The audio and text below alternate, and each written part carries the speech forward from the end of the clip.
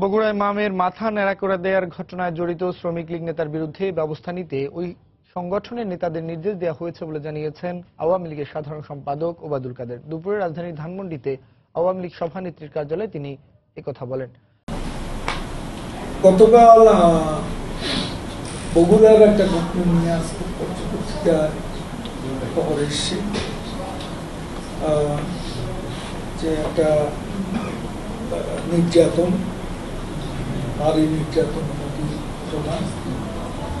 আমরা আমাদের সহযোগী সংগঠনকে, যেহেতু সহযোগী সংগঠন, আমরা সরাসরি তাদের কোনো নেতা বা কর্মী এটা আমরা সরাসরি ব্যবস্থা নিতে পারি না, কারণ তারা সহযোগী সংগঠন।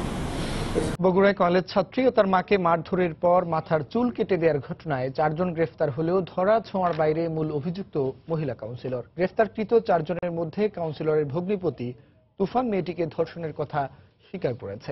পুলিশ জানায়, গতকাল আসামিদের আদালতে তোলা হলে কাউন্সিলরের ভগ্নিপতি তুফান মেয়েটিকে ধর্ষণের কথা স্বীকার করে জবানবন্দি দেয়।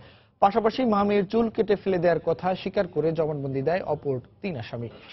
এর আগে নির্যাতিতার মা বগুড়া শহরের চক সুত্রাপুর ওয়ার্ড কাউন্সিলর মার্জিয়া হাসান রুমকি সহ 8 জনের বিরুদ্ধে মামলা দায়ের করেন। শুক্রবার সকালে কাউন্সিলর রুমকি তার ভগ্নিপতি তুফানের সঙ্গে অবৈধ সম্পর্কের অভিযোগ তোলে নির্যাতিতার বিরুদ্ধে।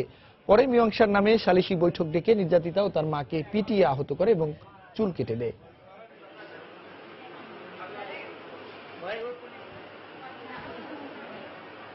তুফান সরকার নামে একজন ব্যক্তি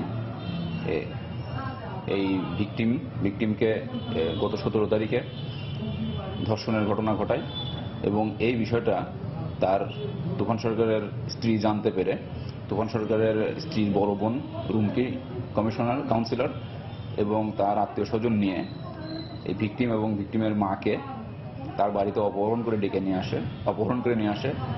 নিয়ে এসে তাদের উপর চরম নির্যাতন চালায়, যৌন পীড়ন চালায় এবং সবশেষে তাদের চুল কেটে দেয়।